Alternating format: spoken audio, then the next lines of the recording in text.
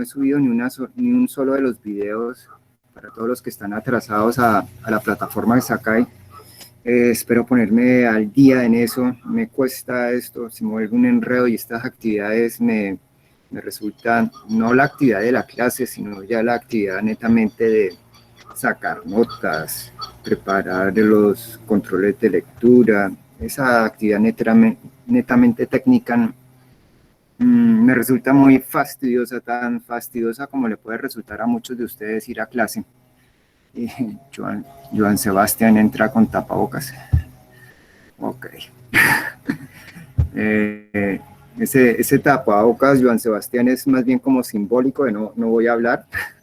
Es imposible aquí como, infectarnos a través de estos medios. Agustina. Llegó Agustina, que yo pensaba que no la tenía en clase y la semana pasada cuando le dije, hola Agustina, placer en verte, que no te había visto, me digo, no señor, yo sí he venido a todas sus clases. Ok, muy bien. Hoy pues vamos a tener el primer control. El primer control lo estoy montando antes de las 10. Ustedes van a tener plazo en contestarlo hasta las 11:30 de la noche. Escojan el mejor momento. Son 5 preguntas de falso y verdadero. Mírenla con cuidado, confíen en lo que trabajamos acá, en los apuntes, sobre eso, céntrense, mediten en eso. Y no más, y resuélvalo. Ya, pues hoy comienzan ustedes a mirar como digamos, la lógica con la cual yo pongo las preguntas, las frases. Y en la siguiente clase, pues ustedes me tratan de señalar qué dificultades tuvieron en contestarlas, ¿sí? Para ir pues minimizando o más bien acomodando un poco más el lenguaje pues al grupo. Ustedes saben que acomodar el lenguaje, permitir que no meramente que lo entiendan a uno, sino permitir que existan distintas miradas con distintas posturas, así sean sobre un control de lectura, abre y constituye un espacio público, ¿sí?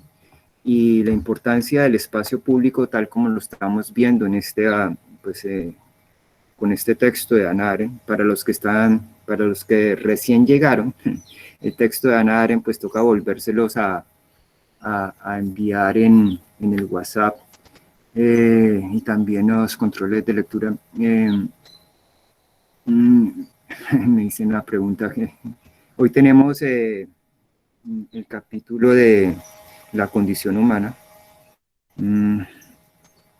La clase pasada trabajamos el prólogo.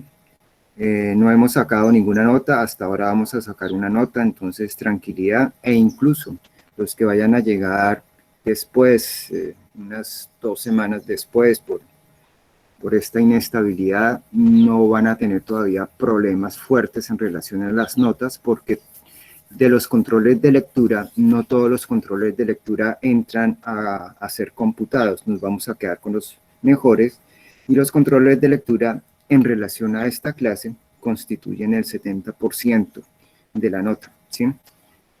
Pues está hecho para liberarlos, para que al final no tengan esas angustias de que hay que pasar, y los que vayan perdiendo, pues sí, ya esperamos que sean mínimos si hay alguno en ese sentido.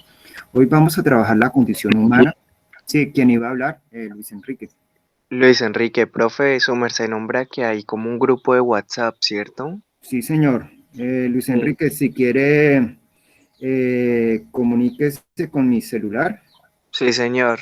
y ya o póngalo aquí no sé si usted lo pueden poner acá en el chat interno y alguien lo pone allí en el WhatsApp, ¿sí? ¿Listo, Luis Enrique? Ok, Ya ¿cómo? tengo mi número, Eh, ¿listo? eh, Señor. sí, lo pones aquí en el chat.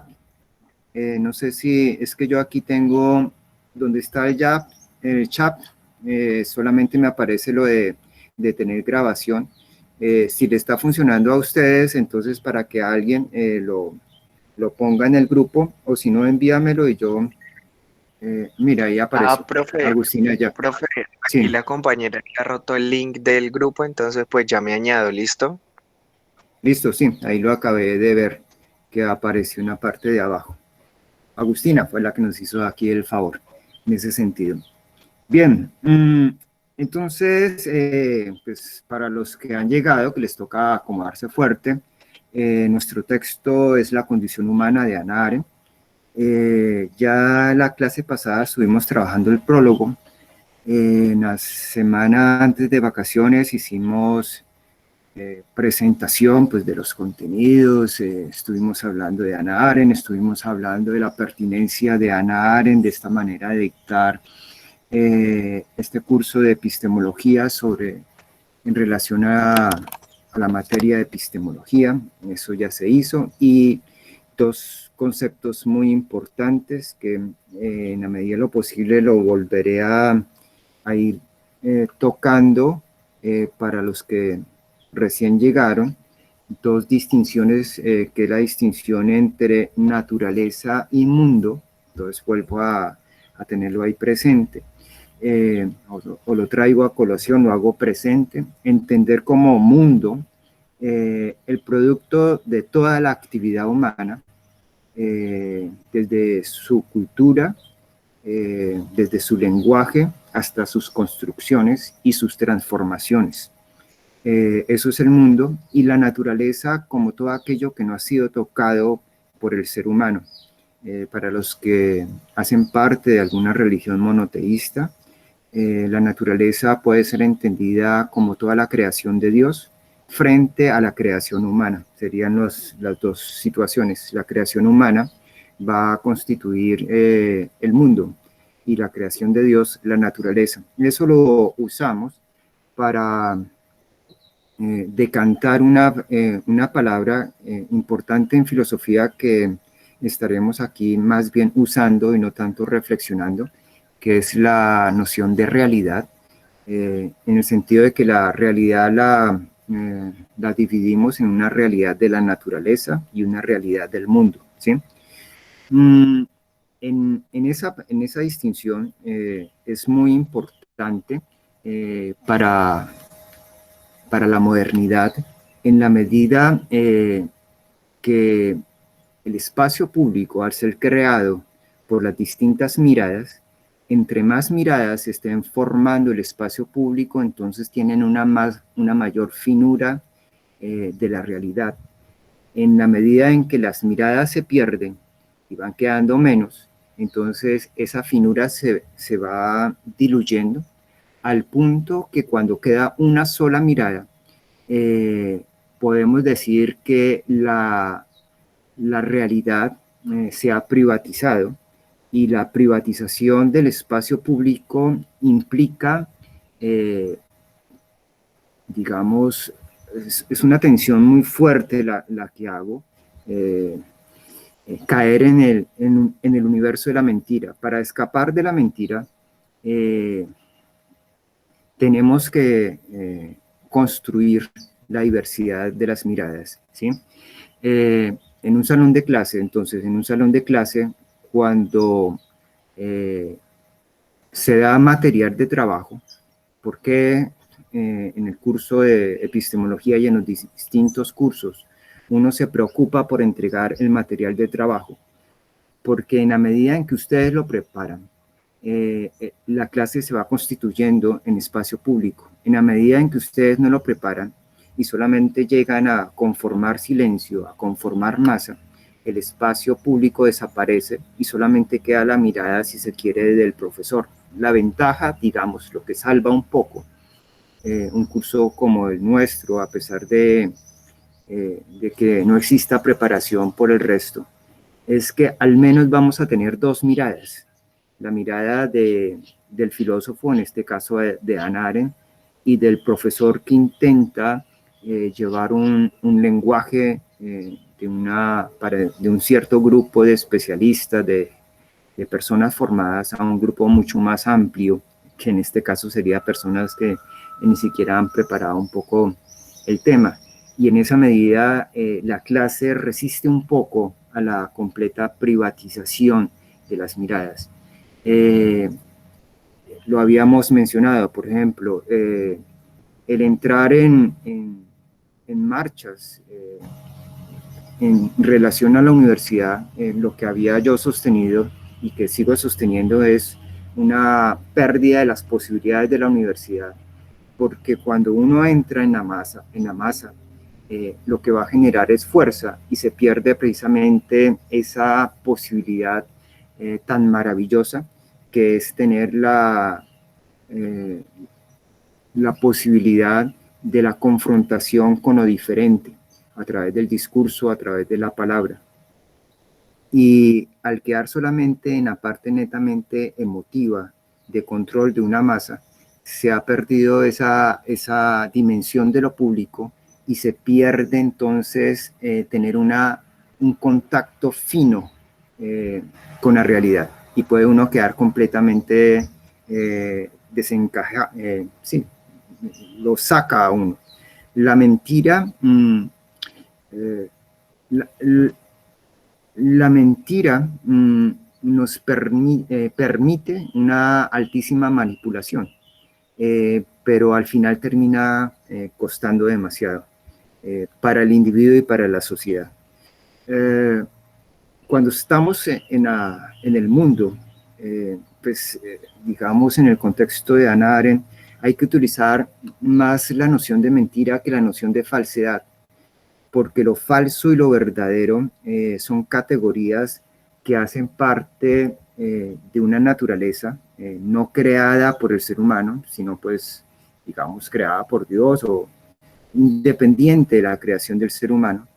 Y la verdad y la falsedad surgen como posibilidades porque el lenguaje intenta decir lo que es la realidad de la naturaleza. Entonces yo puedo señalar, es de noche, en estos momentos es de noche. Y ustedes me pueden decir, ese juicio es falso. Ese juicio es falso porque, mire, yo le estoy mirando detrás suyo que donde esté, en estos momentos hay luminosidad, ¿sí? Entonces hay la posibilidad de contraste, pero cuando yo estoy señalando que lo que tenemos es una construcción, que las miradas son una construcción, entonces esa posibilidad natural que tendría el lenguaje de ser referente de algo por fuera del lenguaje se pierde. Y esa confrontación básica del lenguaje frente a algo que dice que es verdadero o algo que dice que es falso, pierde su peso, su sustancialidad. ¿Y qué nos queda entonces? Entonces, lo que habíamos señalado es que a la modernidad, uno de los cambios interesantes es que cambia la noción de lo falso y lo verdadero por la noción de lo útil y lo inútil. Y en el tema de las relaciones humanas, entonces como se nos ha perdido lo falso, frente a lo verdadero, ¿qué nos queda? No nos queda lo falso, sino que nos queda digamos, una manera de relacionarnos, y es que los juicios van a ser en este caso mentiras o verdades. Entonces, cuando existe la preocupación que teníamos, sobre todo con la aparición de la pandemia, de las noticias falsas, entonces los que escuchábamos radio, había un programa o hay una propaganda que creo que se titula Vera. Vera te dice si lo que estás escuchando es falso o verdadero. Realmente no es falso, sino si es mentiroso o verdadero. Mentiroso en el sentido claro de una manipulación, y es evidente. En las sociedades de masa, y sobre todo ahora que tenemos estos medios de comunicación tan fuertes, estas redes sociales, uno o los grupos son capturados por una propaganda. Y son capturados porque el grupo se va a distinguir sobre todo, no tanto por una capacidad de pensamiento, sino por una capacidad emotiva, ¿sí? Bien, en eso estábamos, y la clase precedente, la semana pasada que estuvimos ya en el prólogo, dedicándole a ella, señalamos dos problemas que da Hannah Arendt del mundo moderno. Esos dos problemas, entonces los vuelvo a recordar. El primero es que tenemos los seres humanos una altísima capacidad a partir de 1600, que es más o menos la fecha que ustedes pueden tener para tildar el surgimiento de la modernidad. A partir de 1600 tenemos una altísima capacidad para hacer. Una altísima capacidad para hacer que va muy de la mano de esa idea que les mencioné, que cambia la noción de juicios verdaderos y juicios falsos por juicios o conocimientos útiles o inútiles, ¿sí? A partir de 1600, lo que hacemos nos interesa que sea netamente útil. Entonces, el filósofo de la naturaleza, y recordábamos a Francis Bacon, no le interesa, como los filósofos anteriores, tratar de saber si lo que está él tratando de conocer está aludiendo a la realidad que podíamos nosotros tildar a la realidad de la naturaleza. No, a él no le importa ni cinco eso, y lo que le interesa es si su conocimiento es útil o no es útil.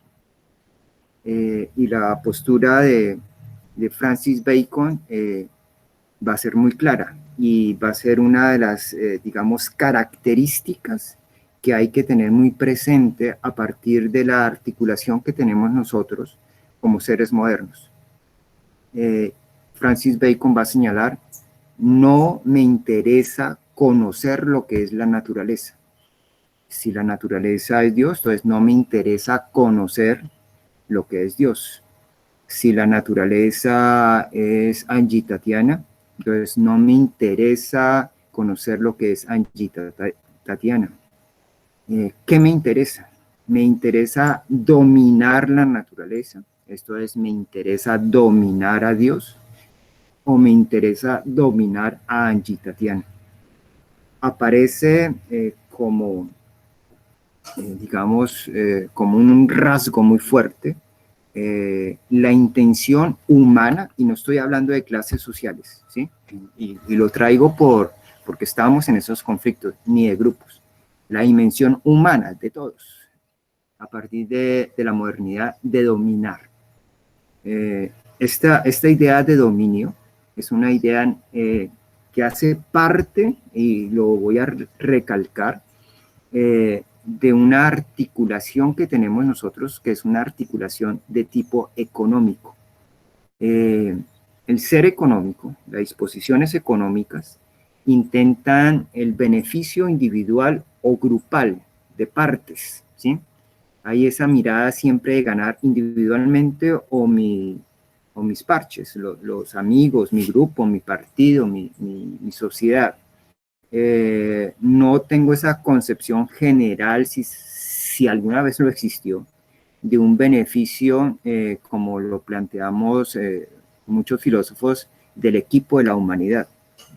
No hay como ese trabajo, siempre hay como trabajos de partes, y más bien se asume que cuando las distintas partes están funcionando buscando sus intereses, satisfacer sus intereses, si la competencia es una competencia no desleal, al final terminan ganando todos, ¿sí?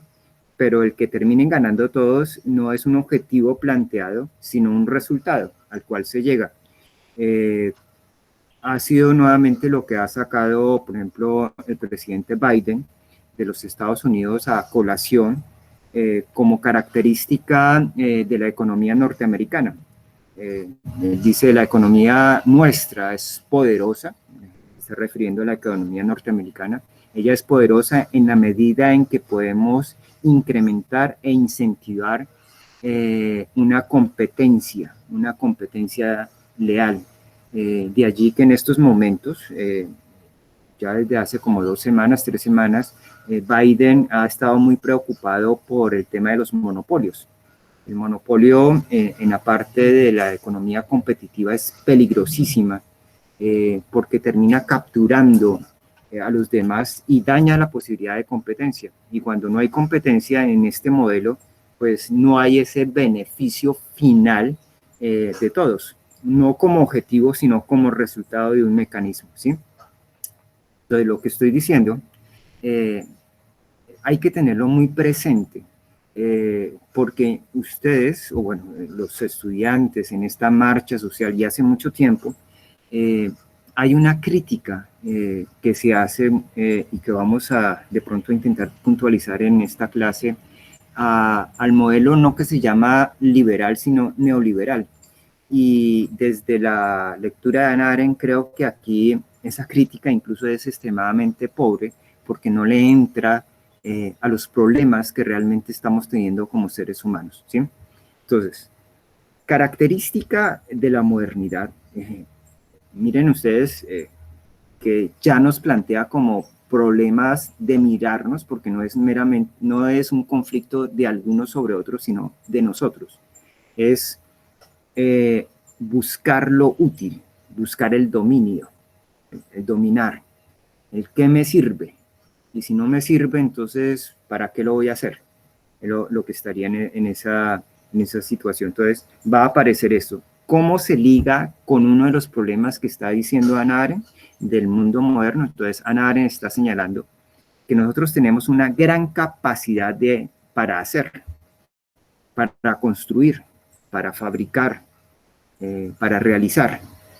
A partir de la modernidad, esa disposición humana se incrementa a la enésima potencia. Ustedes lo pueden vincular no solo con la postura de la ilustración que hace y que busca que cada individuo tenga conciencia de que él es el dueño de sí mismo a través de su capacidad de racionamiento, sino también con todo el proceso de la industrialización, ¿sí?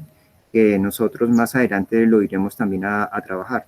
Hay un proceso de industrialización que nos permite compartir unos beneficios que antes eran exclusivos para algunos, en la medida de que hay una masificación de los productos,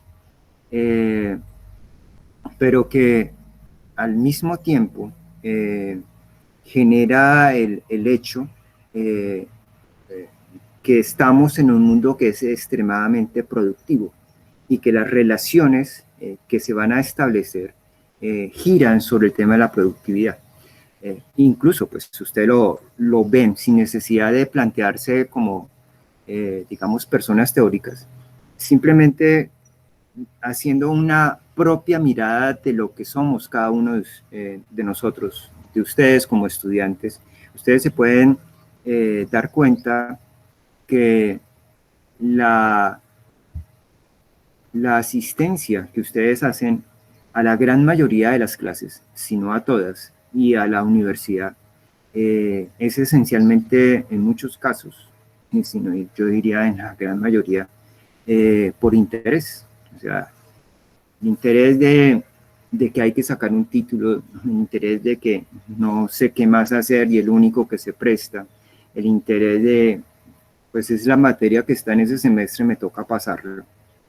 Se mueve, ¿sí?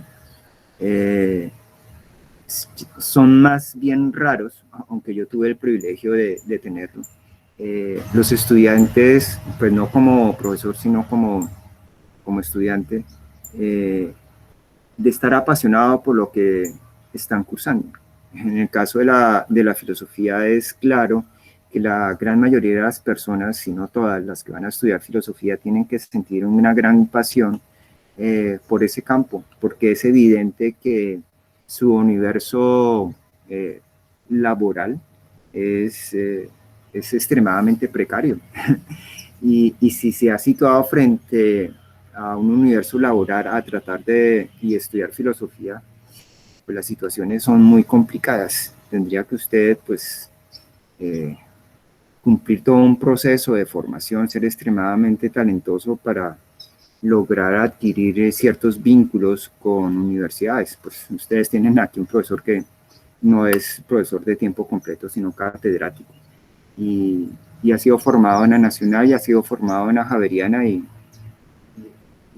tendría, por ejemplo, los mismos sinsabores que se hacían manifiestos en la marcha, que los procesos de formación no sirven para nada en la medida en que no nos vinculan, diríamos, con un universo laboral acorde a esa formación, ¿sí? Entonces, primer problema, no lo he enunciado todavía, estamos en la primera, digamos, en el primer rasgo, una altísima capacidad para hacer, a partir de 1600 en la modernidad, como nunca antes se había tenido. Entonces la industrialización nos permite hacer una cantidad de cosas y el texto mismo de Hannah Arendt en el prólogo lo va señalando, satélites que somos capaces de poner por fuera del planeta Tierra, esa capacidad de la manipulación genética extremadamente sorprendente. Ella no alcanzó a conocer todo este tema de redes, sorprendente, estas interfaces que generan unas dimensiones y unas posibilidades mayúsculas. Ella era conocedora a plenitud de la capacidad que teníamos para liberar la energía del átomo. Vivió la Segunda Guerra Mundial y por supuesto los bombazos de Hiroshima y Nagasaki. Tenemos una altísima capacidad de hacer y al mismo tiempo, y ese es el problema, una altísima incapacidad para desear saber si lo que podemos hacer lo deseamos hacer. Esta posibilidad del deseo, si yo no solamente sé hacer, sino si lo deseo hacer, es lo que va a constituir el pensamiento, ¿sí? El pensamiento es el rasgo por el cual surge lo humano y el pensamiento no se puede confundir, lo dijimos en la clase pasada, con la capacidad de raciocinio, ¿sí? Que son elementos diferentes. Ok. El otro problema denunciado es muy vinculado con el tema de la protesta nuestra, es que si uno de los elementos de nuestra protesta es tratar de encontrar un salario digno, un mayor empleo, y si estamos pensando esencialmente en laborantes, trabajadores laborantes, ya iremos pues, a partir de hoy a diferenciar las dos palabras, los dos términos, los dos conceptos. Si nuestro universo es de seres laborantes, pues por más dinero digno que se tenga del salario, por más salario digno, estamos perdidos. Estamos perdidos porque la actividad de la labor, que va a ser una actividad netamente repetitiva para la supervivencia, es reemplazable y ya lo estamos haciendo y lo venimos haciendo desde hace mucho tiempo y eso se irá a incrementar por los programas y por las máquinas. Todo lo que es netamente repetitivo se reemplaza y se reemplaza con una mayor eficiencia por máquinas y por programas, ¿sí? Entonces, el segundo gran problema de la época moderna es que asistimos a una sociedad de laborantes donde ya no tiene el sentido laborar, ¿sí? Y ahí pues son problemas mayúsculos. No es nuevamente esa cuestión de una lucha de un grupo que domina a otro, no es un problema de clases, sino es un problema de la manera como nos hemos venido articulando, en el sentido que se está mostrando que la articulación económica, o sea, lo que nos está diciendo, la articulación económica por una complejidades, pues muchas complejidades, nos quita la capacidad de pensamiento. En términos generales, perdemos el espacio público, se privatiza, eso va a estar altamente relacionado, sabemos hacer cosas, tenemos una altísima capacidad de racionamiento, somos extremadamente astutos para lograr fines, pero no tenemos capacidad de pensamiento. No tener capacidad de pensamiento significa que lo que podemos hacer no está anclado a una capacidad de desear eso que podemos hacer, simplemente lo vamos haciendo. Entonces, no existe, si se quiere, una apropiación de lo que va a llegar, simplemente se realiza. Ya mencionamos algunos problemas generales de la sociedad cuando estuvimos retrabajando, por ejemplo, ciertas ideas muy puntuales sobre la reforma fiscal de Carrasquilla. Bueno, que decimos de Carrasquilla, pero no es de Carrasquilla, es de todo un grupo económico, pero le damos ese adjetivo para ser claros. Entonces, la incapacidad para poder meternos a pensar una reforma, ya sea por tiempo, ya sea por una distancia en la manera como se gesta un lenguaje netamente técnico, impide que la sociedad pueda, a través de una postura racional, dictaminar si lo que se propone es lo que se desea, ¿sí? Uno de los mecanismos que ha tenido las sociedades para permitir que sea el deseo el que determine el futuro es hacer que las democracias sean unas democracias parlamentarias, pues que ahora intentan cambiarse porque consideran que eso no funciona cuando eso es de una de las mayores conquistas en relación al deseo. ¿Qué queda? Entonces, como eso se pierde, lo reemplazamos es por una capacidad de choque. Chocan fuerzas económicas poderosas, es decir, el puño cerrado que distingue la protesta nuestra es una fuerza que se sitúa para negociar. Yo hago cierto daño y mire tanto daño que hago, entonces por favor usted ceda ante mis peticiones. Esas fuerzas que chocan, que son netamente económicas, van a tener resultados, pero el resultado no es el resultado de un deseo, es el resultado de una capacidad de hacer, que son netamente puntuales. Funcionan, si es que llegan a funcionar, porque satisfacen intereses netamente puntuales, de partes. No se logra pensar la sociedad en general y por lo tanto no hay un lanzamiento de la sociedad en general hacia adelante. No significa que al pensarse los resultados puedan ser positivos. De pronto para el ser económico los resultados son mucho más positivos en términos prácticos, ¿sí? Pero lo práctico, por más beneficioso que sea, tiene el paralelo de que ha perdido lo humano y eso es gravísimo. Es preferible tener situaciones, digamos, prácticas, bueno, llevándolo a un extremo, que nos resultan gravosas, complicadas, pero que sean seres humanos los que están allí envueltos, ¿sí? Cuando estamos hablando de seres humanos, no se está pensando en seres que se abrazan, que son solidarios, que se dan besitos, que se aplauden la espalda, que lloran los unos con los otros. No, aquí humanos se está refiriendo a capacidad de pensar, capacidad de situarse frente a miradas diferentes y situarse frente a miradas diferentes no para tolerar, sino para construir espacio público y se construye generando puntos en los cuales yo me doy cuenta que esto es abordable por otras miradas y ese punto me une y me separa de los otros, ¿sí? Es lo que está ahí. El espacio público no busca hermandades, no busca camaradas, no busca uniformes. El espacio público busca tener a individuos concretos. Paula Estefan, Angie Tatiana, Brigitte, Joan, ¿sí? Elementos concretos. Ok. Listo, eso mencionado la clase de la semana pasada. Y hoy pues vamos a el primer capítulo. Pues realmente técnicamente en el programa prólogo y primer capítulo iban en una sola sesión, pero es mejor dividirlos sin duda. porque creo que de ello depende mucho el ritmo que tomamos. El segundo capítulo se llama La condición humana, igual que el texto, ¿sí?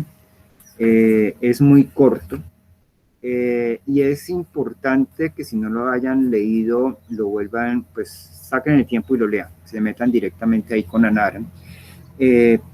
Ese capítulo es de una Profe, gran... Sí, ¿quién les va a hablar? Luis Enrique. yo sí, señor. ¿Su merced monta el libro en Sakai, profe? No, el libro Sakai no me permite eso, entonces yo me toca, ¿O lo no, envía por WhatsApp? toca volverlo a reenviar a todos los que hayan llegado hasta ahora, ¿sí? Ah, Y también el programa. Eh, listo, profe. Y con respecto al control de lectura, ¿su merced envía un link para llenarlo o cómo es no, la metodología? listo, menos mal. Y todos los problemas puntuales, no puntuales que vayan sintiendo en la clase, igual que Luis Enrique, vayan hablando de una vez, ¿sí? Ese va en la plataforma Sakai. Eh, Ma Machela ya reenvió el programa, no sé si lo habrán ustedes escuchado. No, Sí. es en la plataforma Sakai. Yo les voy a reenviar entonces de una vez aquí eh, el PDF del texto. Ahí se los estoy reenviando. Listo. Es un texto en PDF. Ya les he dicho que lo mejor es saquen la fotocopia. No, para el tema de notas vamos a estar usando Sakai, que es la página, el vínculo oficial ahí de la universidad. Bueno, también a través de Google Meets, creo que es más o menos lo oficial ahí de la universidad porque es el vínculo a través del correo institucional. Eh, yo los monto es en Sakai y ahí ustedes tienen que ver, creo que en exámenes, algo por el estilo. Ahí hay dos opciones, exámenes y Sí, sí, trabajos. señor.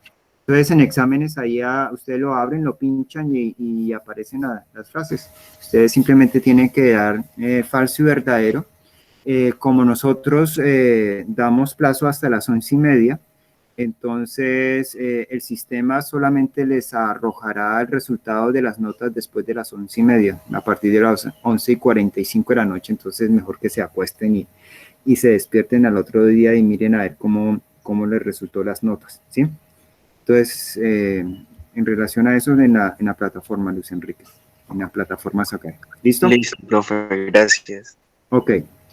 Bien, la condición humana, el capítulo de la condición humana. Tiene tres partes.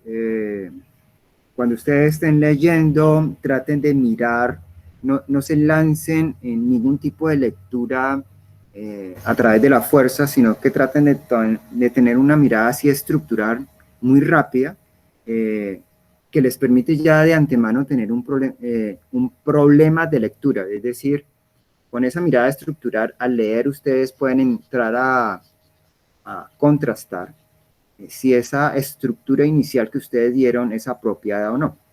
En los textos de filosofía, en los textos académicos, a diferencia de los textos de literatura, es más fácil ver esa estructura, porque normalmente un capítulo tiene subcapítulos y los subcapítulos lo que hacen es resaltar, digamos, como los párrafos principales, ¿sí? Nosotros aquí tenemos, si ustedes lo ven solamente con los párrafos tendríamos dos, pero realmente hay tres grandes partes. Una primera parte, que es la vida activa, y un segundo tema relacionado con esto, que es el tema de la inmortalidad, de la mortalidad y la inmortalidad, de la eternidad y la inmortalidad. Y hay uno, pues, del cual solamente se percata los que se hayan puesto a trabajarlo, que es,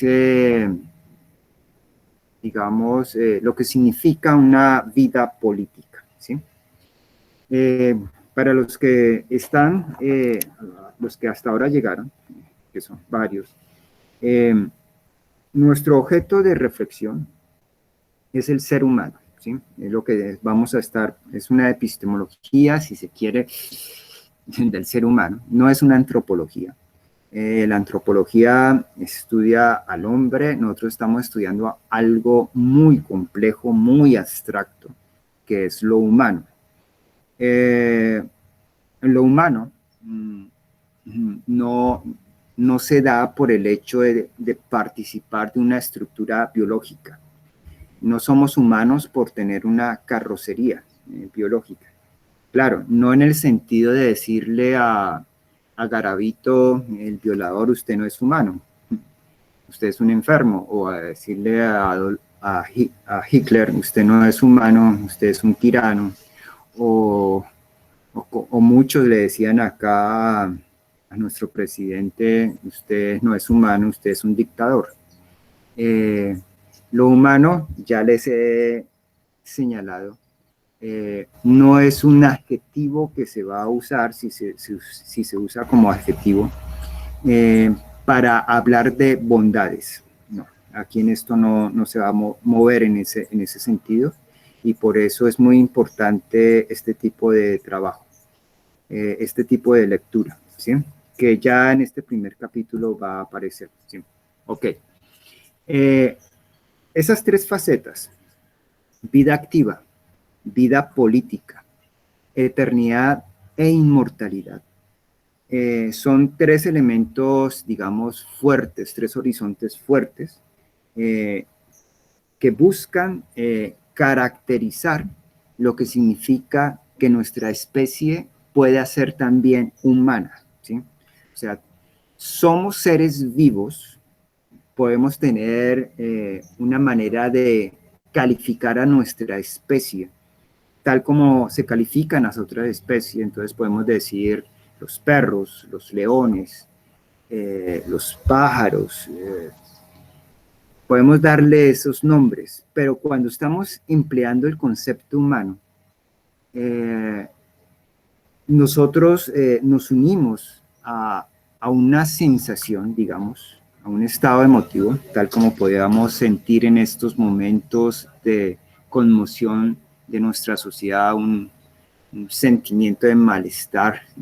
Nosotros, los humanos, sentimos hace mucho tiempo, hace algún tiempo, que nosotros éramos algo raro, algo especial.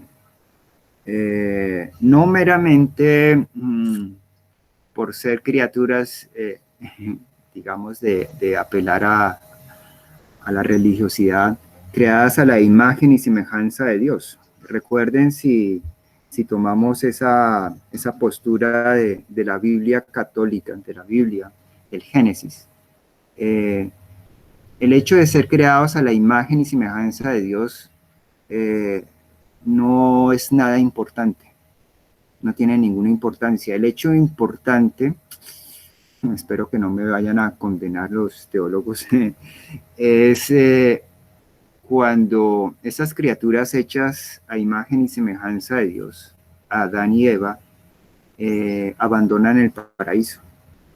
En ese abandono del paraíso, ellas ya no son unas meras criaturas más, se convierten en humanos. Y humanos es dolor, es sufrimiento, es confrontación desde ese mismo instante, ¿sí? Es situarse frente a Dios, no es estar en Dios. Cuando yo quiero estar en Dios, y bueno, y ahí tendría a San Agustín como problema, tendría que revisarlo con más cuidado, pero la búsqueda de estar en comunidad con Dios me quita humanidad, me da tranquilidad, pero me quita humanidad. Mi humanidad es cuando estoy frente a Dios, en la medida en que requiero también su presencia para poder vivir, porque al estar frente a Dios, siento que la vida se me esfuma. Es una crisis muy interesante, ¿sí? La salida del cuerpo de Dios genera, si se quiere, una caída hacia la oscuridad, en el mundo de las víctimas. Y por eso también se requiere en el mundo religioso esa fuente de luz para volver a iluminar. Pero sin esta posibilidad no sería posible lo humano. ¿sí? En el eterno paraíso no habríamos, no existirían seres humanos, se requiere este proceso. Entonces, aquí vamos a estar moviéndonos con Hannah Arendt en esa búsqueda de caracterizar lo humano, ¿sí? Por supuesto. ¿Por qué es importante? Es importante porque en el mundo nuestro, que es un mundo netamente económico, hemos dicho a partir del prólogo, los seres económicos descubren paso a paso, paulatinamente, vuelven a descubrir, vuelven a quitar lo que cubría, que somos un poco más que seres económicos, que seres sujetos a derecho, y lo descubre cuando ya mucho después de la constitución digamos, de los derechos humanos en formas universales y el que los distintos estados vayan incorporando dentro de su corazón constitucional los derechos humanos como elemento básico, aparecen lo que se llama delitos de lesa humanidad. Y ese paso allí es un paso muy importante, porque cuando se habla de delitos de lesa humanidad, se intenta, digamos, agarrar dentro del cuerpo del derecho, dentro de la formación intelectual normativa, que nosotros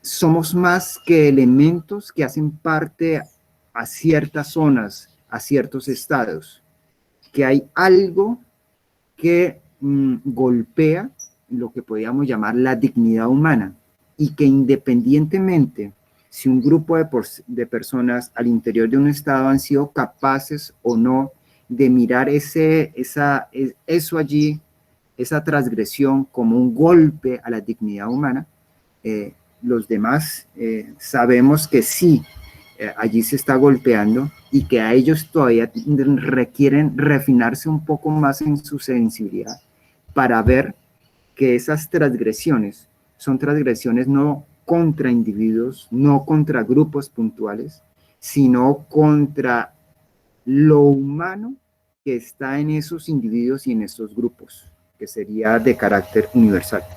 La aparición de esa noción vuelve ya te doy la palabra, Lorena, le vuelve a dar sentido de manera concreta en nuestra vida común y corriente a esto que estamos aquí intentando pensar que es humano. Lorena, te escucho. Leandra, o se te abrió el micrófono por accidente. Lorena. Ok.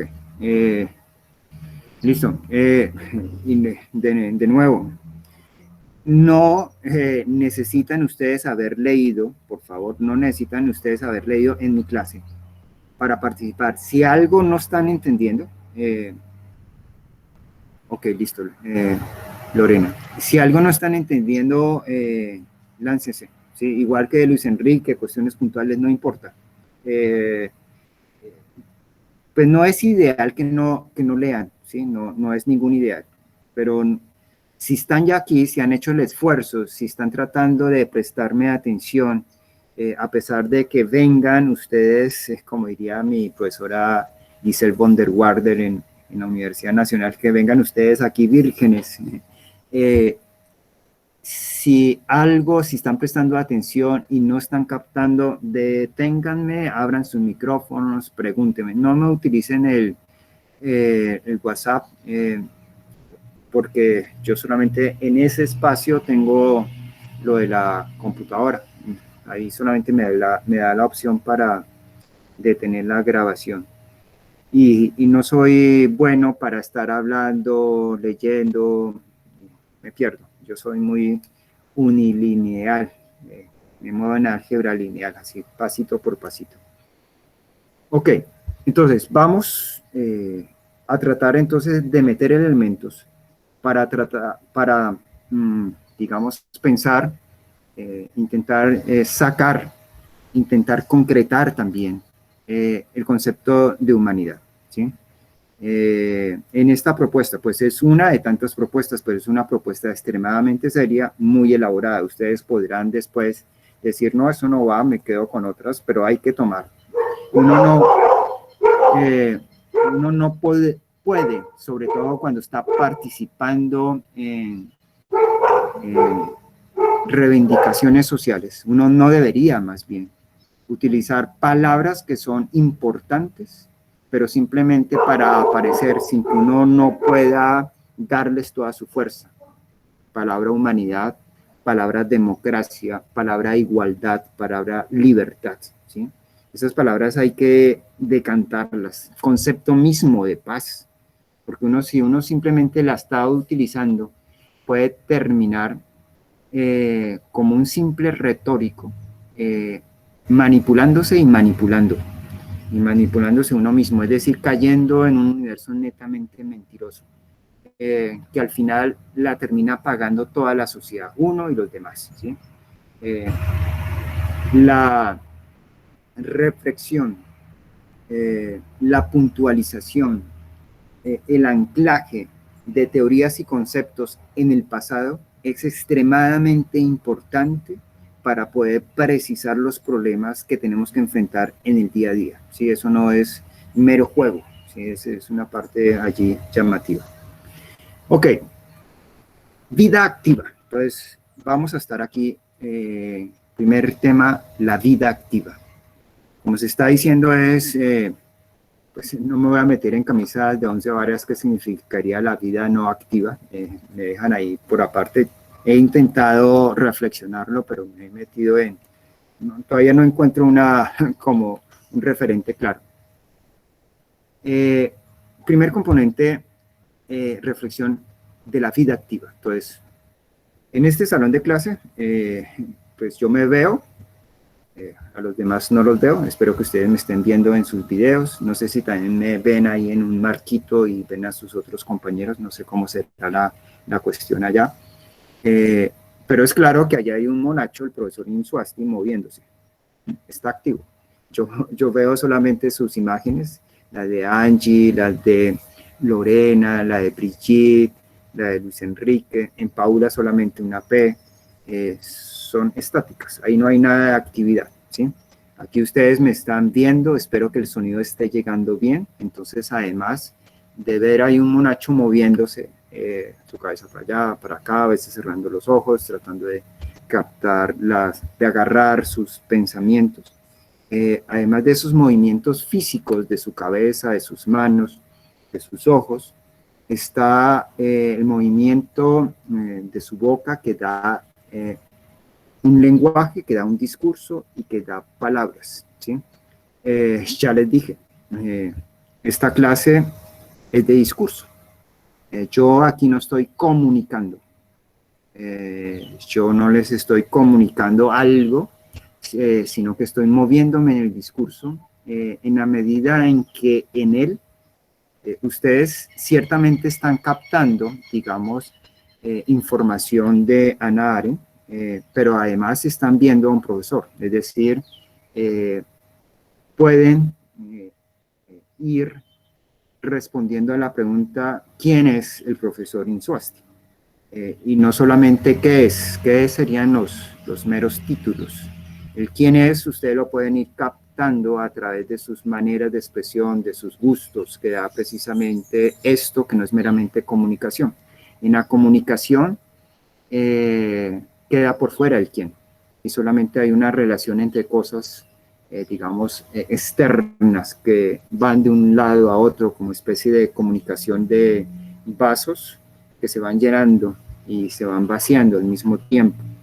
Esto no es comunicación, entre otras cosas, porque lo que les estoy dando, tal como se los dije en la clase pasada, hace parte netamente de mis pasiones, hace parte de mi pasado, es decir, de lo que marca esa fuerza que al chocar con el futuro, con mi futuro, permite mi pensamiento, ¿sí? Y lo doy como algo valioso. Entonces, vida activa, aquí tenemos un caso de vida activa frente a otras que, por ejemplo, pues la imagen por lo menos sería una no activo, ¿sí? La vida activa, entonces, es movimiento, ¿sí? Digamos, para mí la vida es netamente activa. No puedo entender una vida que no sea activa. Es decir, el virus, cuando se inactiva, pues no es vida. De hecho, el virus, pues, si hay gente aquí estudiando biología, sabe que el virus está en esa frontera donde, dependiendo de cierto marco teórico, algunos consideran de que eso no hay que meterlo en la vida, ¿sí? Pero la vida es netamente actividad.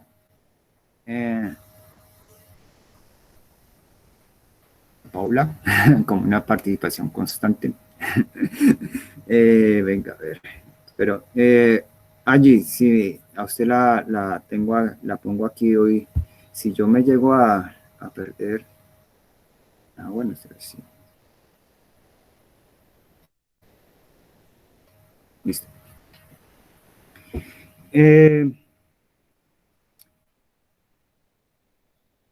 La actividad. Entonces, nosotros, estas criaturas creadas a imagen y semejanza de Dios, tienen vida activa, como toda criatura.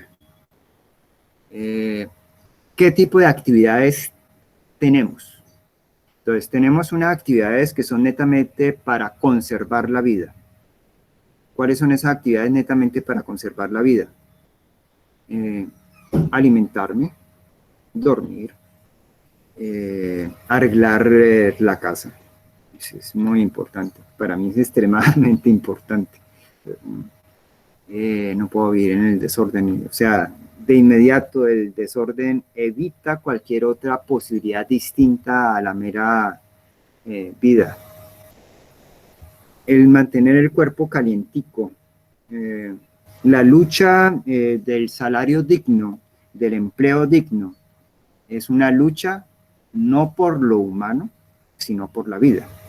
Entonces, tener una vida digna, ese es un problema. La vida simplemente es, o sea, se tiene una vida. Lo otro sería tener vida humana, que el único que lo puede tener somos nosotros. Vida digna, bueno, ya entré un poquito en crisis frente a mi propia expresión, porque estoy pensando un poco en los zoológicos, ¿sí? Y en el circo, sobre todo con los animales que están en el zoológico y en el circo. Entonces uno podría decir, uy, estos animales en esas circunstancias por fuera de su naturaleza creo que no tienen una vida digna. Bueno, ok, entonces cabe, démosle sentido. Hay posibilidad de una vida digna, digamos, no tanto por la capacidad adquisitiva, sino porque esté en los entornos apropiados. El problema con nosotros, los humanos, es que nosotros no tenemos entornos apropiados. Ayer que estaba leyendo a Marcos, sí, el Evangelio de Marcos, en una expresión muy al comienzo, Jesús está señalando que hasta las zorras tienen nichos donde vivir, pero que nosotros no tenemos ni siquiera eso. O sea, no hay algo dado de en dónde vivir por naturaleza. Todo lo tenemos que crear, es netamente artificioso, ¿sí? Entonces, hay una preocupación por la vida que caracteriza la vida activa. Yo tengo el privilegio de tener un gran jardín. Entonces, pues en estos momentos no hay pájaros, tampoco estoy viendo las arrieras que pueblan mucho. Por fortuna no, el comején sería un desastre y un desaseo. Ellos tienen movimiento y están en función de conservar su vida. Esa es una forma de actividad. ¿Hay otras formas de actividades? Sí, pero hay otras formas de actividades que ya solamente van a aparecer con este bicho cuando es humano. La primera actividad, que es una actividad netamente para conservar la existencia, es una actividad repetitiva, se hace de manera constante. Entonces, la aparición de un programa como MasterChef hace que la gran mayoría de los que vemos ese programa tomemos conciencia que nosotros, los humanos, podemos, sí, alimentarnos como cualquier criatura viviente y estar preocupado por los nutrientes. Pero con la aparición de la culinaria, de MasterChef, se da uno cuenta de que hay un vínculo con el alimento, que ya no es meramente el tema de nutricional, de mantener la vida, sino el goce, el disfrute, las texturas. Y esto nos cambia. No estoy meramente llamado a tomar café, sino a disfrutar las distintas matices de los cafés. Esos son cambios, ¿sí? Entonces, la primera vida, que es para mantener la primera actividad que es para mantener la vida, esa actividad tiene un nombre concreto y que no se puede perder, no se puede perder de referencia. Y es ya muy importante para este curso, para Hannah Arendt y para todos aquellos que quieran entenderse, ¿sí? Como seres que tienen problemas unidos a un problema general del planeta, que no es de ahora, sino que viene desde la misma modernidad. Esa primera actividad, en función de conservar la propia vida, se designa como labor, ¿sí? Entonces, la labor es una actividad netamente repetitiva. La labor es una actividad que se caracteriza para mantener la propia vida.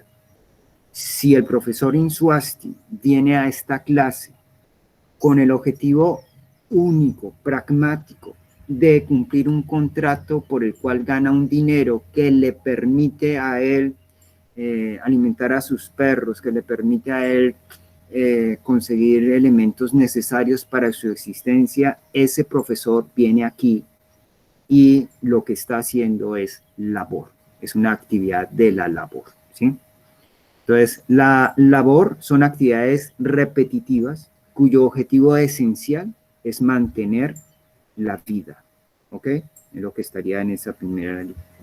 Eso es propio, la labor es propio de toda criatura viviente, no es exclusiva de los humanos. Cuando aparecemos nosotros, surge una ruptura, igual que cuando salimos del paraíso, hay una ruptura, nos separamos y algo nuevo aparece, algo que no estaba en el horizonte de la vida. El humano aparece con una actividad distinta de la labor, es decir, todas las personas que laboran, todas las personas que pasan su existencia laborando, estoy hablando de personas, nosotros que tenemos este chasis, no son seres humanos. La humanidad se forma y está dependiendo esencialmente de un proceso de actividades. Entonces, pedir un trabajo entendido como labor digno, en el sentido de que les dé una mayor remuneración, que tengan un mejor salario, ustedes, la sociedad no está ganando absolutamente nada, porque allí no están forjando a un ser humano. Allí simplemente lo que le están diciendo es, como yo le hago con mis perros, usted no solamente se alimenta con pepas, sino venga Kratos y Tuscaré, compartimos esta delicia que preparó mi mamá. Pero está en esa misma línea, es simplemente una cuestión de alimentación. Ellos de pronto captan como un sabor distinto y los atrae mucho más. Pero más allá de eso, están pensando en netamente alimentarse. Ellos no son capaces de detenerse, gustar, no, tomar texturas ni nada de eso. Entonces, en relación a la labor, y miren ustedes lo interesante, la lucha de nuestras protestas sociales no está generando ninguna cualificación, no nos está llevando a un umbral por encima de la mera característica de vivir, si quieren ustedes, de sobrevivir. Y cuando se piensa en el tema de tener salarios dignos y demás cosas, eso siempre se convierte en una bola de nieve. Ayer leía en un artículo sobre una postura de Keynes.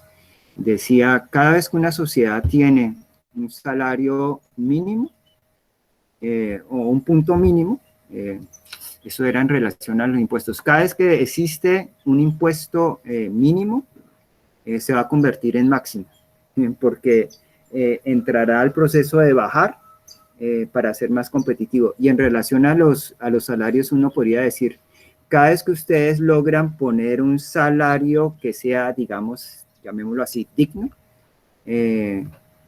cuando se normaliza, termina siendo indigno. Ustedes entren y comparen. O sea, los laborantes en las sociedades europeas que tienen salarios pues muy buenos, comparados con los países en vías de desarrollo y sin entrar con países pobres, caso Haití, siempre están en una disconformidad, consideran que eso es muy poco. Eso es lo que se llama las pobrezas o las riquezas netamente relativas, son relativas por el tema de comparación. Entonces ahí siempre se va a generar una altísima inconformidad, ¿sí? Entonces, las reivindicaciones nuestras en nuestro conflicto social han sido reivindicaciones solamente en el campo netamente laboral. Y en el campo netamente laboral, yo no estoy con seres humanos, yo estoy simplemente, bueno, estoy con seres vivos, es lo que está en esa parte. En este marco hay un salto, y un salto que es hacia el humano, que es en relación a las actividades. Aparece lo humano, ya no cuando se está laborando, sino del tránsito a lo humano, igual como lo va a plantear también el señor Carlos Marx, es cuando aparece la actividad del trabajo. El trabajo hace que nosotros seamos ya no meramente criaturas vivas, y me disculpan por entrar tanto con ese meramente, no solo criaturas vivas, sino que tengamos algo más que la vida. Y eso lo da el trabajo, ¿sí?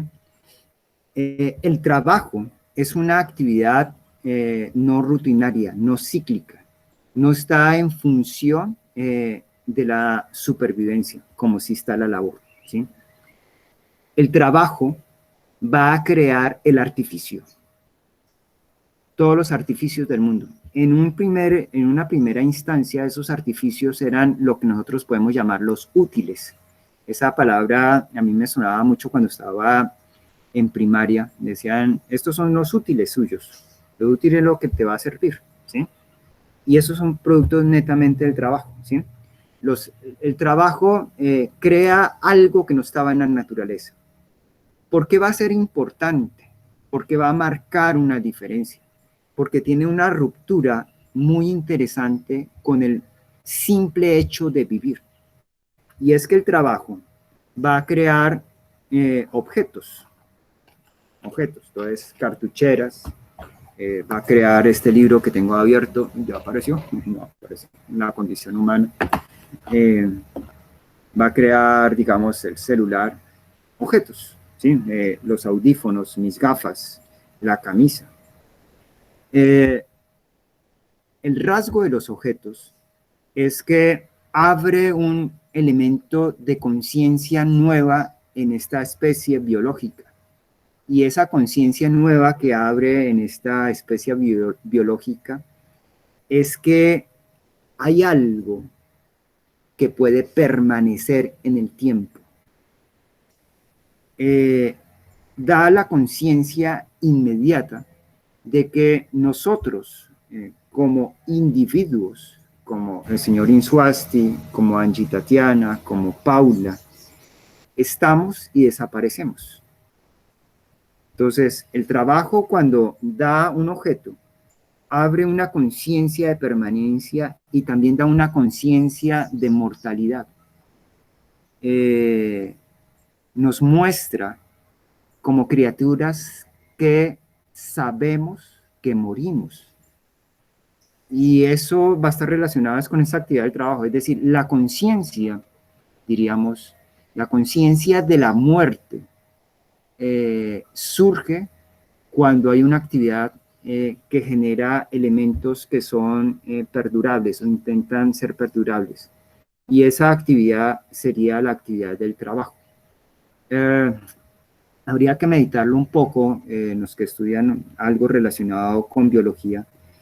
No tengo ni he tenido el tiempo para hacer eso con los elefantes. Los elefantes tienen rituales también de muerte y habría que mirarlos si ellos de pronto también tienen esta capacidad para hacer trabajo, o aquí habría que ya empezar a tomar matices, ¿sí? Pues esto no son verdades, esto son propuestas teóricas y maneras de mirar. Y voy lanzando para que ustedes vayan viendo los distintos problemas. Pero lo que se está diciendo aquí es, con esa actividad del trabajo, con la cual surge ya cosas que permanecen, no simplemente que están y desaparecen. Miren ustedes que se hace el desayuno hoy, se hace el desayuno mañana, se tiene que hacer todos los santos días, así como se han hecho anteriormente. Bueno, puede que se hacen alimentos, no los llamemos desayuno, porque ahora muchas familias ya no tenemos, pues en mi caso no es por una constricción económica, sino por un problema de disponibilidad del tiempo, o sea, no se caracteriza por 3 alimentos, sino que nosotros vamos en 2. Pero funciona, y nos funciona bastante bien. Mi flacura no es por eso, es por el atletismo, es por la práctica del atletismo. Entonces, la actividad de la labor es esa actividad que siempre se hace. Entonces, las hormigas cargan con sus hojitas hoy y siempre lo han hecho. La manera como construyen sus nichos siempre lo han hecho de la misma manera. El comején arma sus ciudades como siempre lo han hecho durante milenios. Lo mismo sucede con los nidos de los pájaros. Cambio nosotros, construimos casas que son diferentes, se rompen, o sea, no hay esa cuestión de repetir. Si siempre fuera el mismo modelo, sería labor. Cuando ustedes van a hacer un trabajo, al final, por ejemplo, en este curso que tenemos 2 trabajos, son trabajos en la medida en que no son copiar y pegar. Si es copiar y pegar, no es trabajo, sino es labor. Por eso es que cuando ustedes presentan un trabajo que es una labor y el profesor se percata, pues ustedes lo pierden. Porque no era una labor lo que se perseguía que se hicieran, sino era un trabajo. Es decir, hay algo nuevo, hay un producto de ustedes, que es el producto del trabajo, y en la medida en que ese ustedes intentan una permanencia. La actividad es de la labor, simplemente yo lo presenté y lo voto, porque no tiene ningún valor.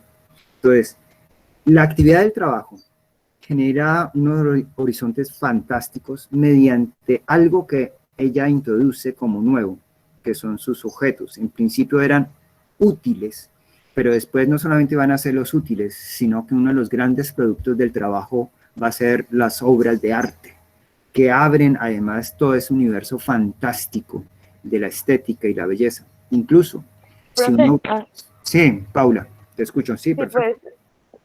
Pues con lo que se dice ahí nos estaríamos, es que en el texto mencionaron que pues por el trabajo, ahí digamos que hay 3 formas de la vida que tienen un común interés por lo bello, ¿no? Y ahí lo resaltan bastante, y está de hecho lo que se está mencionando, que pues esa entraría, hay una que es, digamos, la vida dedicada a lo político, a lo filósofo, y la otra lo que, pues, a los disfrutes como del placer humano. Esa sí no la entiendo muy bien, profesor, si me hacía el favor de explicármela. Sí, pero además de eso tienes que tener un cuidado, Paula, porque en esa parte ya no estamos en una reflexión directa sobre el tema de la vida activa, o sea, va a entrar en relación, pero ahí ya pasamos a una segunda parte, que es el tema de la vida política, ¿sí? La vida política va a tener también 3 maneras de expresarse. Nosotros en la vida activa teníamos 4, el libro se va a concentrar en 3, entonces hay que moverse con cierto cuidado. Por supuesto, la vida política es una vida ya netamente humana, por eso hay que tener también cuidado allí. No tanto en que en que se nos enreda lo humano, porque ambos van hacia el tema de lo humano, ¿sí? O sea, cuando estoy hablando de trabajo ya aparece el ser humano, sino digamos en qué se está pensando. Y ya vamos para allá y ya te lo aclaro, Paula. Entonces, estamos primero precisando el concepto de actividad, de vida activa. Y lo primero que hemos dicho es toda vida, bueno, aquí estoy tensando a Ana Are, habrá que meditarlo a ver si la estoy transgrediendo o qué. Venga, pongo aquí a Paula. No olviden a todos que la participación también tiene, pero es netamente, digamos, un premio y una manera de incentivar el que ustedes estén. Y es que la participación va dando puntos que se van agregando directamente a los controles de lectura.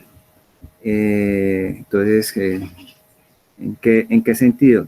Por ejemplo, hoy hacemos un control de lectura. Alguien participa y saca, por ejemplo, 3 y tiene participación, entonces da un punto y eso se da, de una vez le queda en 4, de una vez se va sumando, no es que al final saque esas apreciativas. Lo hago porque al final de cuentas hay que dar una nota y prefiero que la nota pues sea el producto de todas sus maneras de encarnar el grupo. Entonces ya voy para allá, Paula.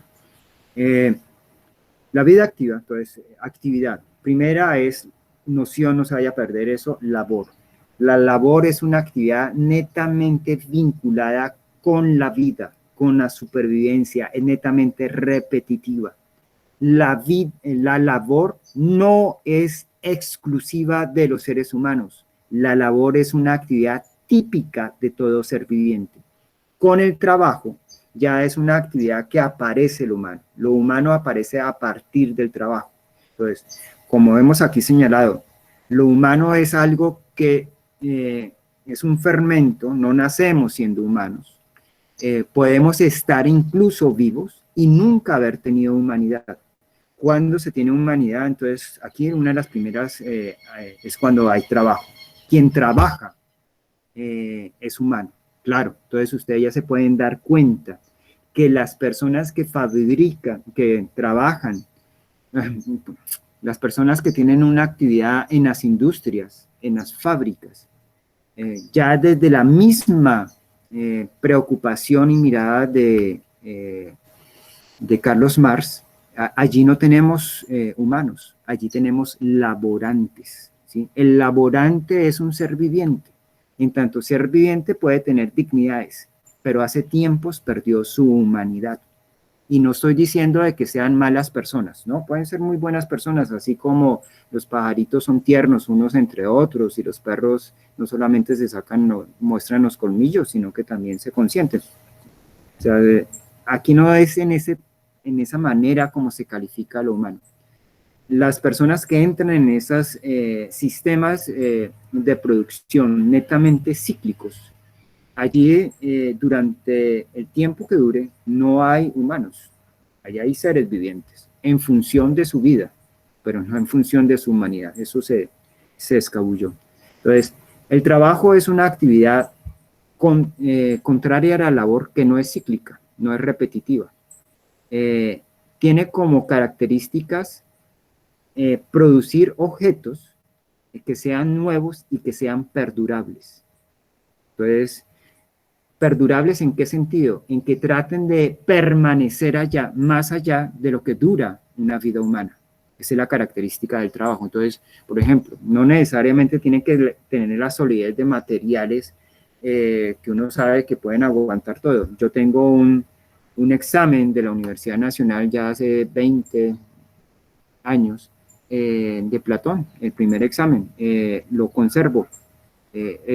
Claramente está en un papel, es un papel, pero está allí porque es uno de mis grandes productos del trabajo. Sucede que en ese curso solamente habían 2 notas y la primera nota la había perdido con 1,5. Y para preparar ese examen me tocó meterme con toda la tesis de maestría de mi profesora Giselle von der Warder. y lo pude pasar con un problema, con un tema que además nos desconcertó a todos, porque cuando entramos a presentar el examen solamente había una pregunta. Estábamos trabajando a Platón y la pregunta venía desde una lectura exógena, muy distinta al tema que estábamos trabajando, que era un libro que mi profesora estaba leyendo de un economista y nos puso una frase de ese economista y nos dice, esta frase, ¿cómo puede ser abordada desde la concepción de la teoría de las ideas de Platón? Yo les garantizo que los 10 minutos que intenté pensar esa pregunta y cómo agarrarla fueron eternos, ¿sí? Y por eso lo conservo, es netamente producto del trabajo. Intenta permanecer, no quiere que permanezca. A través del trabajo, yo lo que les quería también mencionar, una de las primeras manifestaciones del trabajo, no necesariamente, pues cuando estoy hablando de útiles, los que tengan alguna formación saben que trato de mirar un poco el periodo lítico de la especie humana, el periodo del uso de las piedras. Cuando se usan las piedras, se utilizan artefactos para poder tener una mejor capacidad de supervivencia. Pero la piedra pulida, la piedra que golpea, es una piedra que permanece. Y puede acontecer que en ciertos momentos, si se quiere de cierto romanticismo, si es que puede imaginarse uno aquella situación, alguien le extiende su piedra tallada a otra persona, con una mano así abierta, no en forma de puño, sino abierta, diciendo, se la entrego. Y al entregársela, sentir que no solamente está la fuerza de la utilidad de la piedra, sino que está su recuerdo, lo que ella es. Le está diciendo, se la entrego para que me recuerde. Entonces, con la piedra, con el trabajo, va a aparecer eso que ya es netamente humano. Y ahí sí hay que prestarle mucha atención a esa noción aquí, y es que con el trabajo aparece la posibilidad de la historia, de la memoria, ¿sí? Somos humanos cuando dejamos historia, cuando dejamos memoria. Lo repetitivo, es decir, la labor, no genera historia, no genera memoria. Eso se pierde. Nuestra violencia, no solamente de Colombia, sino la de la modernidad, no genera una historia. Hay que sacarla con gancho, es oscuridad. Porque la historia y la memoria, iremos a mirar, es lo que nos dignifica, nos hace grandiosos. Lo que queremos que se guarde, porque muestra nuestra luminosidad, lo fantástico que podemos ser. Y la violencia es completamente lo opuesto. La violencia no puede confundirse con la guerra, porque la guerra fueron los nichos en los cuales aparecieron precisamente los humanos, en el sentido de ser grandiosos. Y miren ustedes, cuando uno piensa así la humanidad, pues se da cuenta que un personaje como Aquiles, como Ulises, guerreros, pues son humanos, en su actividad misma de la confrontación, en su actividad misma de matar. Lo mismo sucede con un Ernesto Che Guevara, en su capacidad de tener un fusil, de enfrentar a los demás, de matar como mató en su lucha. Él no es simplemente un actor violento, ¿no? Él generó historia porque se lo recuerda en su grandiosidad, en su misma confrontación. A eso nos iremos a detener más adelante. Entonces, la actividad del trabajo es una actividad ya exclusiva, sola del ser humano. Tiene como características generar productos finales que permanecen, da la historia. Uno de esos primeros productos fueron los útiles, pero también muy a la par, después de que surgen los elementos líticos, y yo creo que de pronto también en ese periodo, no sé, los de arte me pueden ayudar, la pintura rupestre. La pintura rupestre es un producto netamente del trabajo. Dejar una mano, que sería lo más primitivo, allí en la piedra, es decir, aquí alguien estuvo, y eso ya es una dimensión muy fuerte. Estuvo significa voy a morir.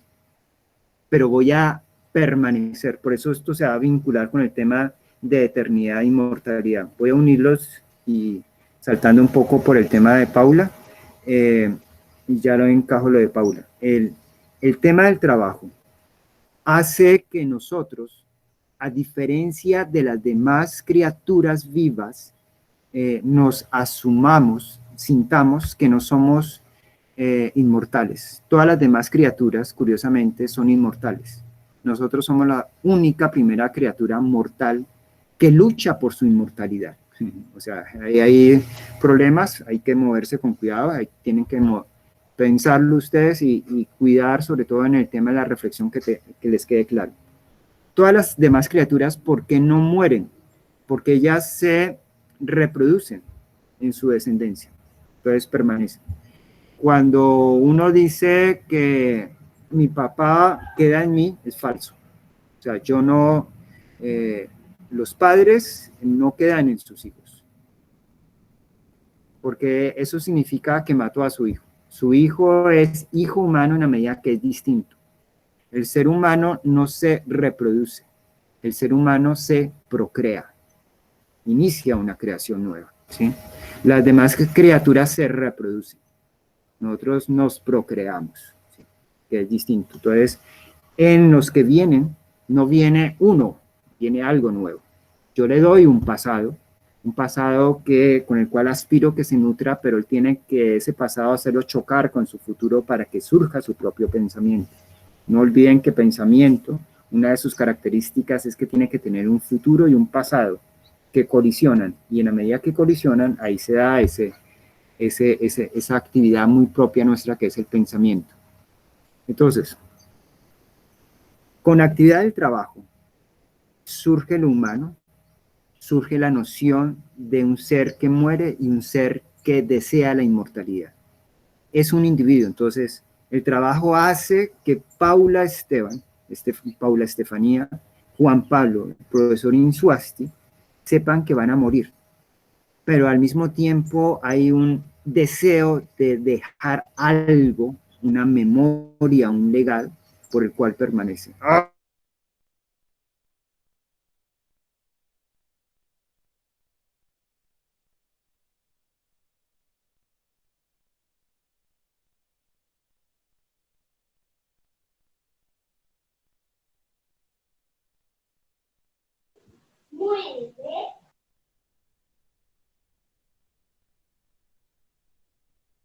¿El profe se congeló o solo yo? No, sí se fue, no se le escucha.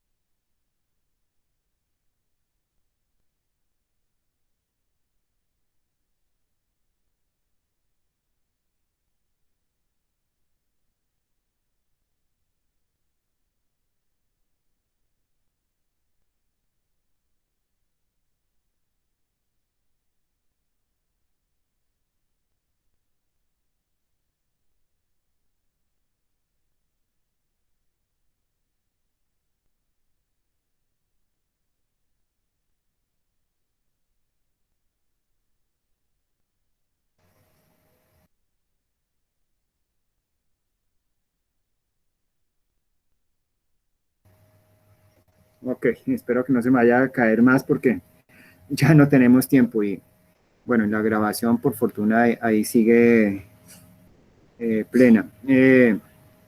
Entonces, eh, somos humanos a partir de una actividad, no somos humanos a partir de un cuerpo biológico. En esto entonces estamos siendo altamente, ¿cómo sería? Impíos. Estamos diciendo, Dios no crea al humano. En lo mejor de los casos, Dios crea, como se dice, y lo creó hombre y mujer en una de sus creaciones, porque hay otra donde solamente crea al hombre. Y lo creó hombre y mujer, pero hombre y mujer no es humano. el hombre y la mujer tienen que construir su humanidad.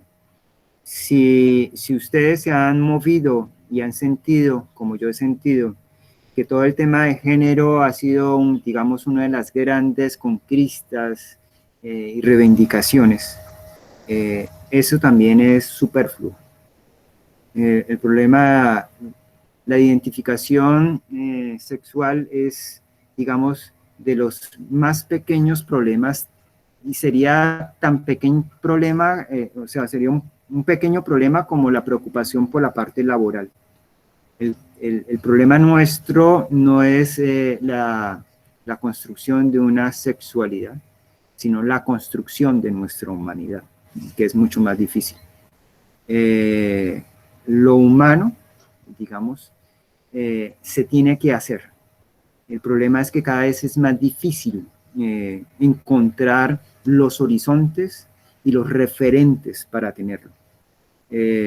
Somos netamente seres laborales, ¿sí? Entonces, con actividad del trabajo se logra. Ese es un primer cambio. El problema es que en la modernidad la actividad del trabajo se reduce a la actividad de la labor, que lo iremos a ver más adelante. Los productos ya no son productos para perdurar, son productos netamente de consumo, y ahí hay un cambio muy fuerte, no solamente en lo que se produce, sino en quién lo va a hacer, ¿ok? En esa actividad ya surge lo humano. Entonces, esta especie salta hacia la humanidad gracias a un tipo particular de actividad, que es la actividad del trabajo. Hay otra actividad, que es la que yo estoy haciendo aquí, que es la actividad del discurso y la palabra. Y esa actividad del discurso y la palabra todavía da más humanidad en la medida en que genera una mayor individualidad, genera un mayor quién, plasma sobre todo una historia particular, ¿sí? Entonces, hay tres actividades muy fuertes que van a estar pensadas en el texto, que es la actividad de la labor, distinta a la del trabajo, y la actividad del discurso y la palabra. Esas tres actividades son actividades humanas. La única actividad que es netamente biológica, que nos une a todo lo vivo, es la actividad de la labor. Y esta es una sociedad de laborantes, la sociedad actual de laborantes, donde lo único que sabemos hacer es laborar, es decir, somos una sociedad de netamente biológicos, o de animales si nos tomamos el término animales en términos peyorativos. Una sociedad de animales, de seres biológicos, donde el ser animal o ser biológico ya no tiene ninguna importancia. ¿Por qué? Porque la actividad que ellos desarrollan la hacen de un modo más efectivo las máquinas y los programas. La máquina y el programa está llamada a sustituir todo el proceso de la labor, todo el proceso de la subsistencia. Pero la máquina y el programa nunca puede sustituir lo humano, ¿sí? Queda una actividad por fuera que no va a ser estudiada en el texto, que es la actividad del pensamiento. Pues ahí ya mencioné un poco esa noción que se une con el tema de eternidad e inmortalidad. Eternidad, digamos, pueden ser concebibles, la diferencia entre eternidad e inmortalidad es que la eternidad es característica de, si se quiere, de Dios, una constante permanencia, pero la inmortalidad precisamente surge a partir de la conciencia de la muerte. Y esa característica de la inmortalidad, de la lucha por la inmortalidad, es una característica solamente humana, cuando se da cuenta esa criatura que su sentido no es simplemente para estar reproduciendo de un modo circular todo lo que se ha hecho durante el tiempo, sino que la presencia humana, dice Hannah Arendt, es como una flecha que atraviesa esa línea circular, porque ya no se dispone en lo repetitivo y se dispone a la creación de lo nuevo, ¿sí? ¿Dónde eso va a tomar gran importancia? Entonces, algo que ya anunciaba Paula Estefanía, que es, digamos, en una de las grandes apariciones que tenemos nosotros en una forma de pueblo que es el pueblo griego.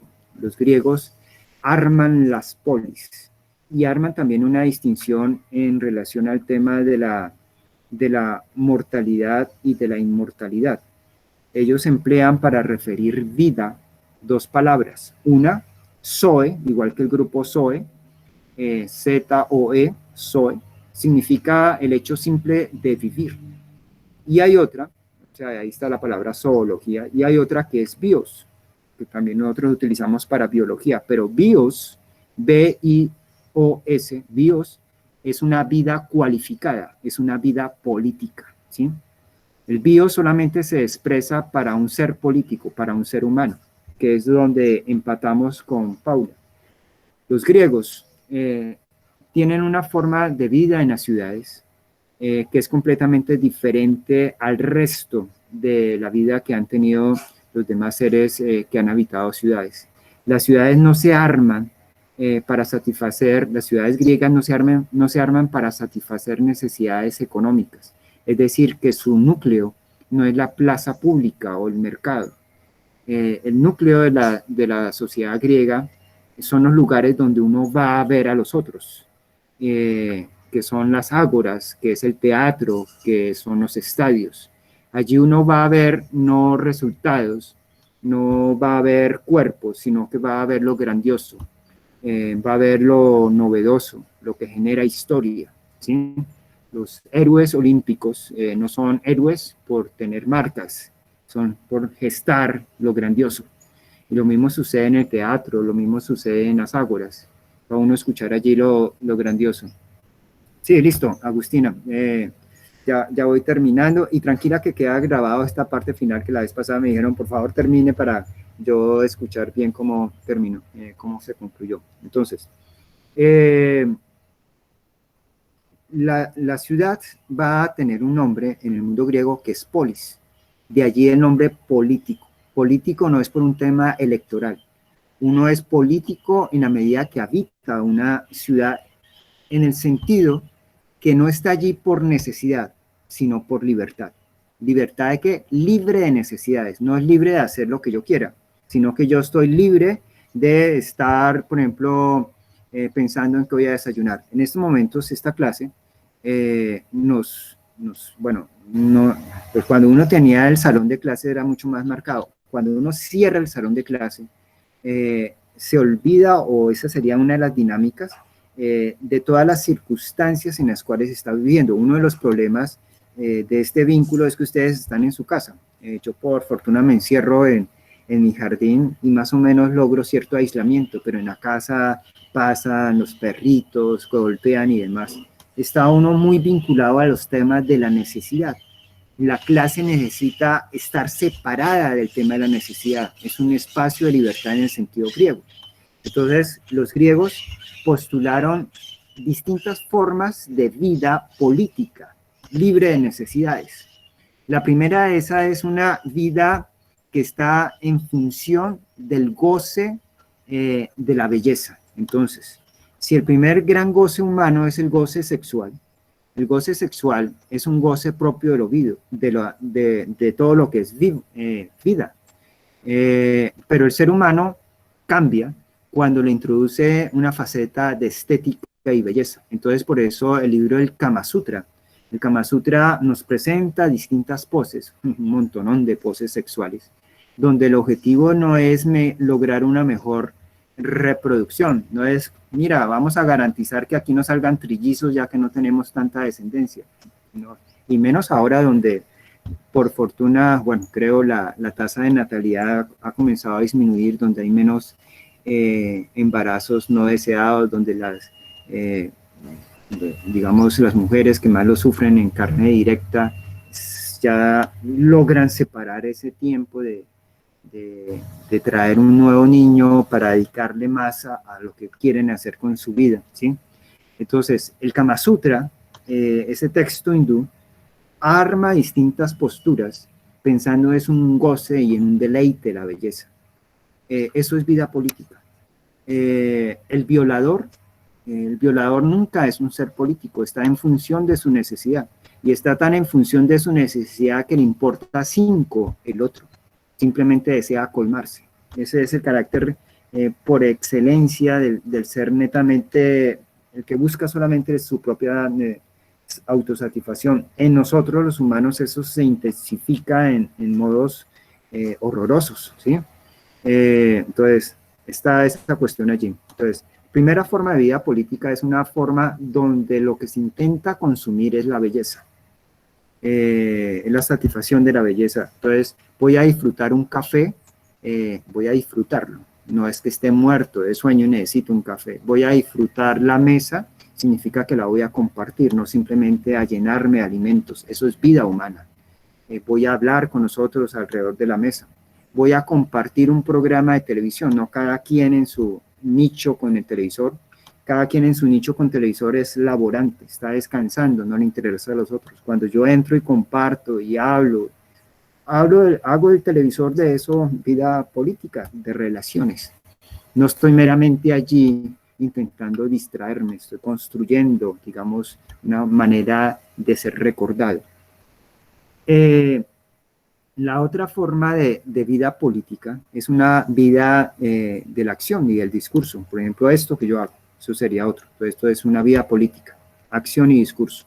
Esa acción y discurso es una clase, pero también puede ser la forma de mover a los otros hacia determinadas disposiciones sociales. Entonces, cuando yo señalaba que la universidad no tenía que entrar en el puño, sino que tenía que ser mano abierta, es porque asumo la universidad en ese sentido político, ¿sí?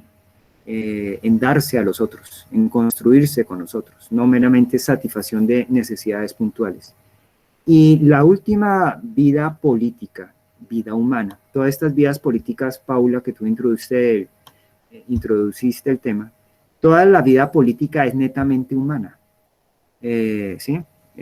Pero hay que tener cuidado de no confundirla con esas actividades humanas que son trabajo y esa que sería acción y discurso vistas en la primera parte.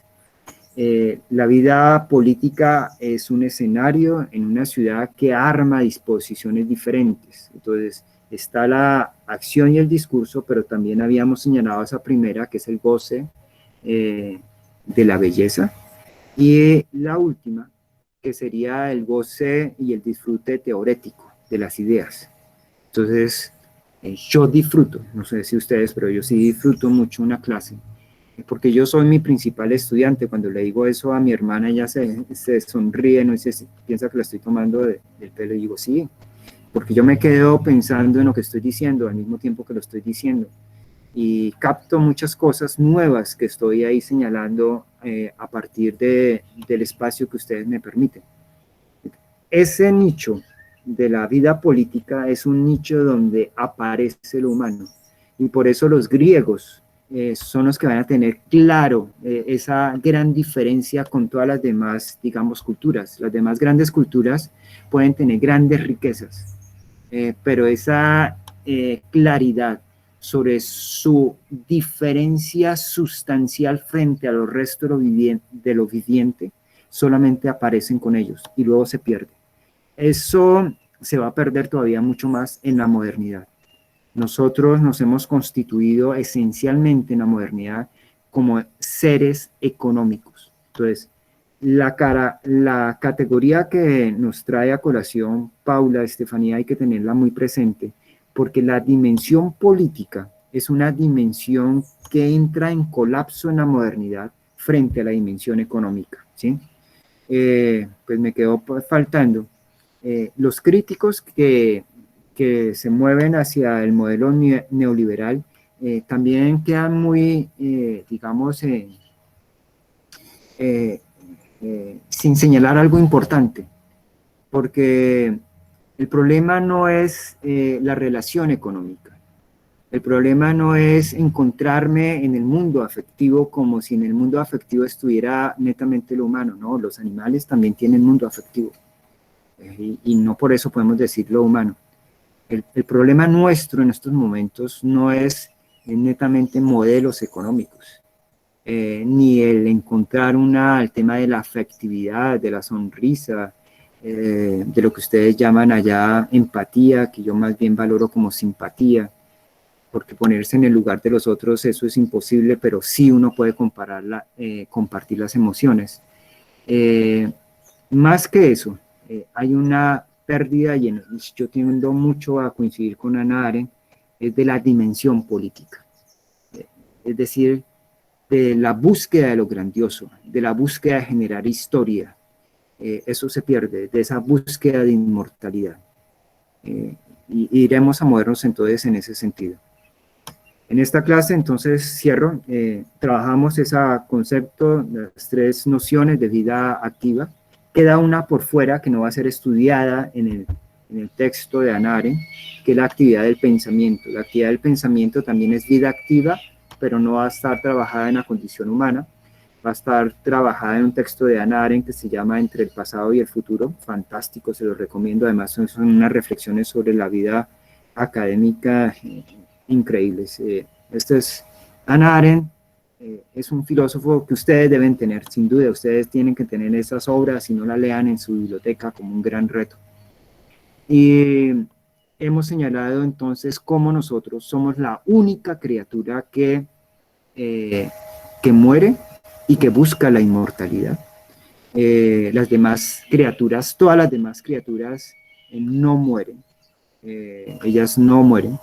Ellas se conservan en sus descendencias, y nosotros en tanto humanos, en tanto seres individuales, sí morimos, porque con nuestra muerte desaparece nuestra historia. De allí que deseamos que quede algo en nosotros. La historia, la búsqueda de la memoria es esa búsqueda de inmortalidad. Nuestra inmortalidad no es una inmortalidad de la piel, no es una inmortalidad del chasis, de esta parte externa, es del quién. Cuando nosotros reducimos cuando nosotros nos reducimos a un qué, es decir, a unos pectorales o a un busto, a unas nalgas, nos estamos reduciendo a un chasis. Eso es un qué. Cuando nos reducimos a unos títulos, a unas notas, eso es un qué. Lo humano es el quién. Y el quién solamente florece cuando traspasamos la labor, cuando somos seres que trabajan, un homo faber, y más aún cuando somos seres que empleamos discurso, cuando seres que empleamos acción. Trabajamos eso y miramos, entonces, no se vaya a confundir, que la vida política también tiene tres facetas. La vida política ya, toda la vida política, toda la vida de ciudad, ella alberga humanos. Y esa vida política entonces tiene tres facetas. Una, consume lo bello. Otra es la belleza de las palabras, de las ideas, de las acciones, la belleza. Y la otra es la belleza de las ideas. La vida política está relacionada, entonces, digamos, puntualicémoslo, con un valor distinto al económico. El valor económico es el valor de la utilidad. El valor de la vida política es el valor de la belleza. La belleza nos hace humanos. La belleza de lo que se va a consumir, la belleza de las ideas, la belleza de las teorías, la belleza de las acciones. ¿Sí? Ok. Terminamos, me quedo con Paula, que me hizo esa participación, y nos estamos entonces abriendo la próxima clase. Antes de las 10, monto el control de lectura. Yo a través del WhatsApp le digo ya está listo, y los que pues, no tengan el WhatsApp, espero que ya no sea ninguno de los que estuvieron aquí en clase, pues se tienen que estar ahí revisando en la plataforma Sakai. ¿Listo, jóvenes? Jovencitas, Judy, Agustina, entonces los dejo, vayan a su próxima clase, y mil gracias y perdonen por mi caída, bueno, perdonen a la máquina, bueno, tampoco se puede perdonar a la máquina. Son las cuestiones de momento que tengo aquí de estos problemas. Un abrazo, que estén muy bien, y voy a quitar ya la grabación de nuestra charla. Hasta luego, profe, que Gracias, esté bien. profe. Profe, muchas gracias. Chao, Hasta Pablo. luego, profe. Bueno, profe, muchas Adiós. gracias. Que sean felices. A ver, aquí tenemos... Gracias, profe. Hasta luego. Gracias, Judy. A ti, muy gentil. De tener grabación. Profe, buenos días, qué pena. Kevin. Profe, ¿el control de la lectura se va a hacer por acerca del prólogo o de lo que acabamos de ver el día de hoy del capítulo 1? De lo que acabamos de ver en el día de hoy, que